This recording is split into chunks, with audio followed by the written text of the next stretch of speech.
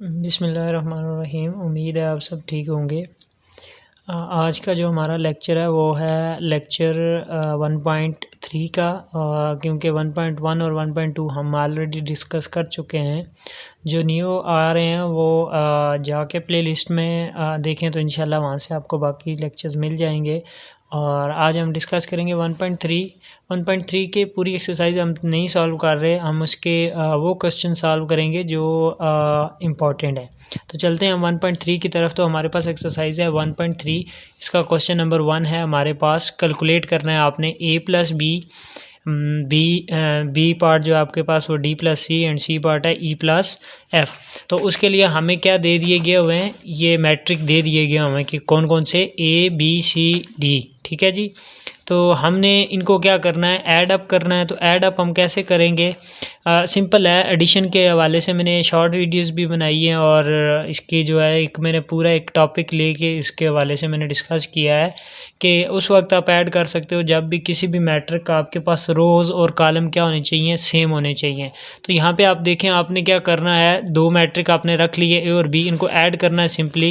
यहाँ पे देखें पहले मैट्रिक में आपके पास 2 + 3 हो रहा है, 3 + 4 6 + 0। इसी तरह 1 +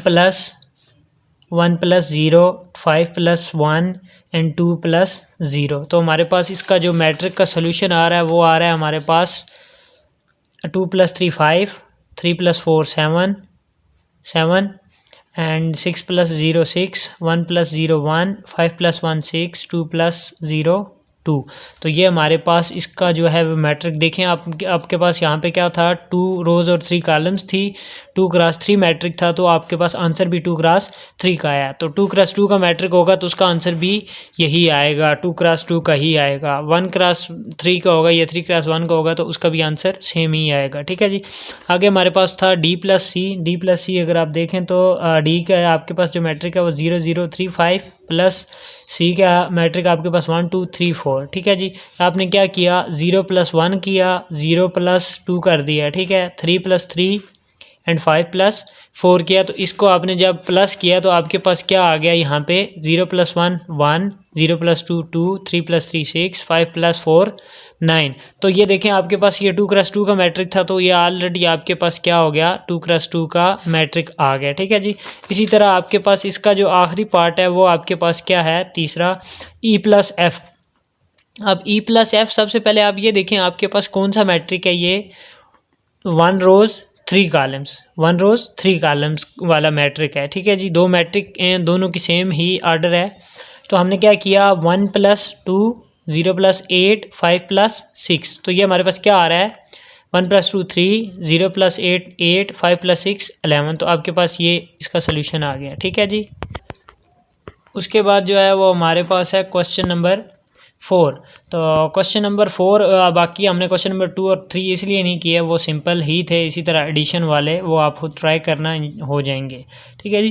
क्वेश्चन नंबर 4 आपके पास क्या है, इफ़ m = 2 - 1 - 4 6, n = 6 7 8 9 और एंड p = 1 0 0 1। और इसमें आपने शो क्या करना है, अब शो के लिए आपके पास 4 जो हैं वो दिन show that m + n = n + m आपने प्रूव करना है। इसी तरह सेकंड पार्ट है n + p = p + n। Third part है m + n + p = m + n + p।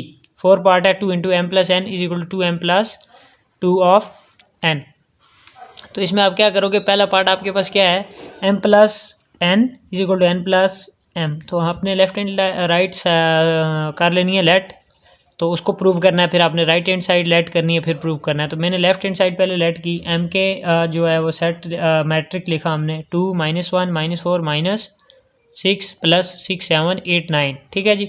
तो इसी तरह इनको क्या करना है, 2 + 6 - 1 + 7 - 4 + 8 एंड 6 + 9। तो ये आपके पास कौन सा मैट्रिक बन गया, ये आपके पास बना मैट्रिक जी। आपके पास जो मैट्रिक बन रहा है वो बन रहा है 6 + 2 8 -7 -1 + 7 6 -4 + 8 4 6 + 9 15। ठीक है जी। ये आपके पास क्या आ गई, लेफ्ट हैंड साइड आ गई। अब अगर हम राइट हैंड साइड की बात करें तो वो हमारे पास क्या है, राइट हैंड साइड तो ये आपके पास लेफ्ट हैंड साइड आ गई। राइट हैंड साइड क्या लेंगे, एन प्लस एम, तो मतलब एम एन वाली पहले आ जाएंगी, एम वाली बाद में। तो एन वाली आपने रखी 6 7 8 9, एम आपके पास है 2 -1 -4 6। तो इसको अगर आप ऐड करो 6 + 2 7 - 1 8 - 4 9 + 6, तो ये भी आपके पास क्या आ रहा है 8 6 4 एंड 15। तो आप कह सकते हो कि लेफ्ट हैंड साइड किसके इक्वल है, राइट हैंड साइड के इक्वल है। तो इसी तरह अगर आप किसके दूसरे पार्ट जो देखें वो हमारे पास कौन कौन से हैं, वो हमारे पास हैं n + p = p + n, m plus into n + p = m + n + p। तो क्या करना है आपने, देखो बेसिकली आपके पास फर्स्ट वाला जो है वो कौन सा है, m + n = n + m। तो ये आपने अभी सॉल्व किया है। इसी का अगर आप देखें थर्ड पार्ट में देखें m + into n + p = n m + n, m + n आपने क्या यहाँ पे निकाला हुआ है, ठीक है। तो उसी को अगर आप पुट करके उसको ऐड करें तो आपके पास सोल्यूशन इजीली आ जाएगा। इसी तरह आपके पास इसका सेकंड पार्ट है वो n + p = p + n। तो वही हमने लेफ्ट हैंड साइड सेलेक्ट कर ली, वही मैट्रिक हमने रख ली है, वही इसकी एडिशन की, 1 को 6 के साथ ऐड किया, 7 को 2 के साथ, 8 को 0 के साथ, 9 को 1 के साथ। तो आपके पास मैट्रिक आ गया 7 8 एंड 9 10, ठीक है जी। ये आपके पास लेफ्ट हैंड साइड आ गई। फिर आपने राइट हैंड साइड लेट की, तो उसको आपने जब प्रूव किया तो वो भी आपके पास यही आ गई। तो हेंस आप ये कह सकते हो कि आपके पास जो इसका रिज़ल्ट आया वो क्या आया है कि 7 9 8 10। तो hence left hand side = right hand side. अब इसके जो बाकी 2 पार्ट्स हैं वो आप खुद इसके सॉल्व करोगे। वो क्या हैं, पार्ट नंबर 3 और 4 ये आपने खुद सॉल्व करने हैं सेम मेथड से ही।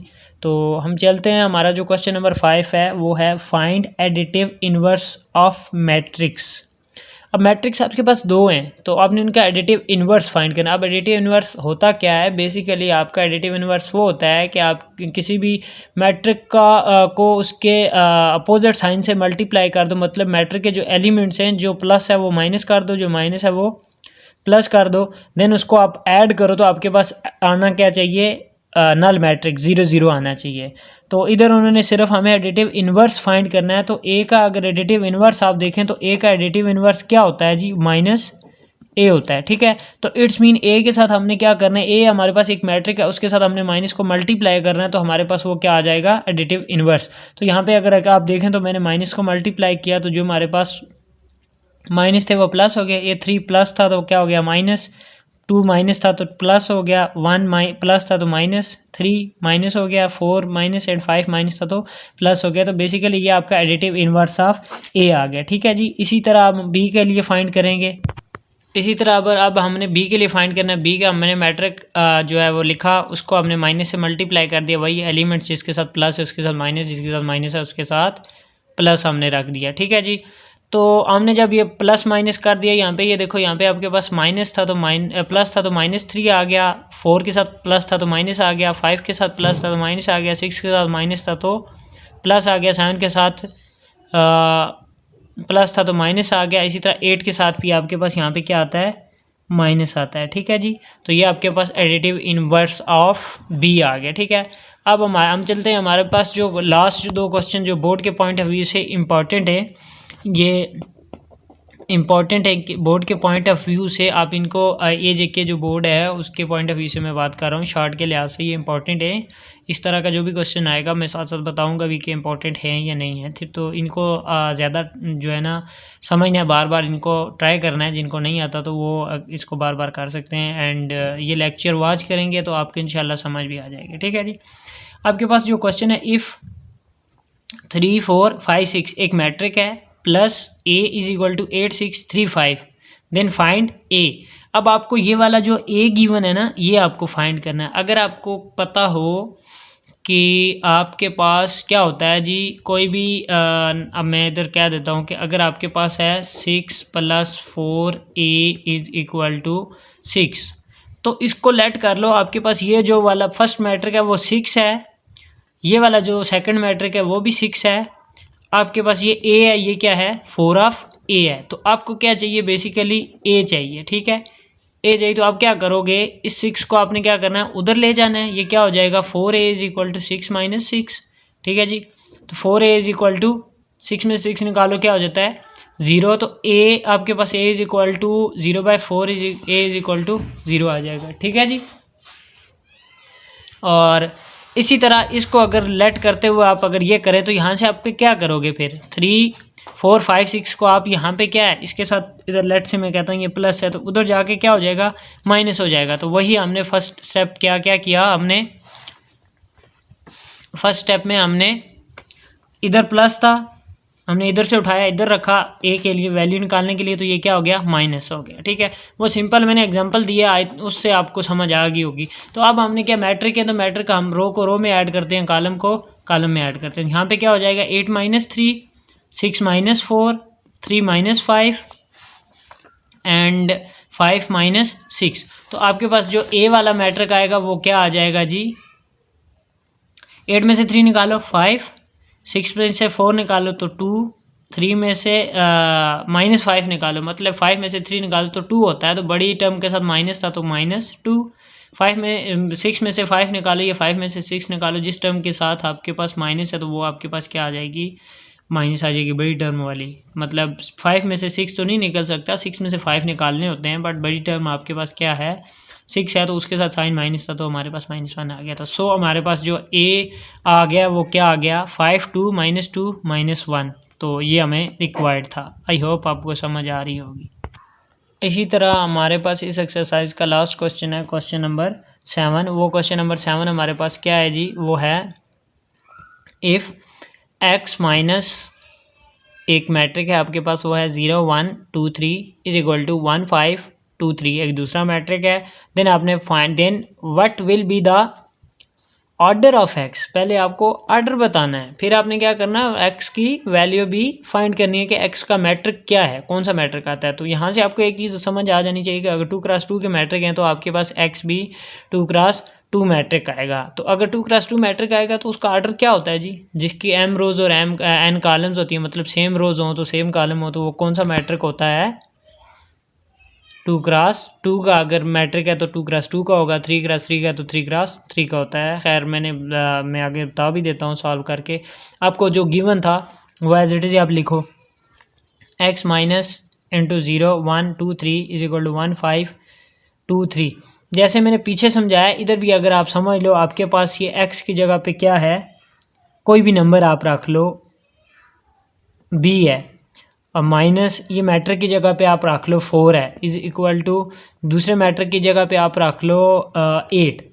देन आपको क्या कह रहे हैं कि वो b की वैल्यू फाइंड करो, तो आप b इधर ही रहेगा, ये माइनस इधर था तो उधर जाके क्या हो जाएगा, प्लस हो जाएगा, ठीक है। तो b आपके पास क्या आ जाएगा, 12 आ जाएगा। तो इट्स मीन यही सेम चीज़ है, यहाँ पे इस मैट्रिक के साथ माइनस है तो इसको हम दूसरी साइड लेके जाएंगे तो ये हमारे पास क्या हो जाएगा, प्लस हो जाएगा। तो हमने वही काम किया कि इधर माइनस से प्लस में ले गए, x हमारे पास अपनी जगह पे, ठीक है। अब हमने क्या किया, इनको प्लस कर दिया, 1 + 0 5 + 1 2 + 3 3 + 3।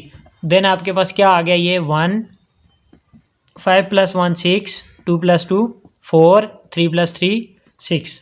ये आपके पास रिक्वायर्ड था कि आपको x फाइंड करना है। ये आपका इसका आप इसको b पार्ट भी आप कह सकते हो कि b पार्ट आपका था, तो आपने इसको फाइंड कर लिया। अब आपने ये बताना है कि इसका आर्डर क्या है, then what will be the order of x। तो इसका आर्डर क्या होगा जी, अगर इस मैट्रिक को देखो तो आपके पास ये मैट्रिक कौन सा बन रहा है, स्क्वायर मैट्रिक बन रहा है ना,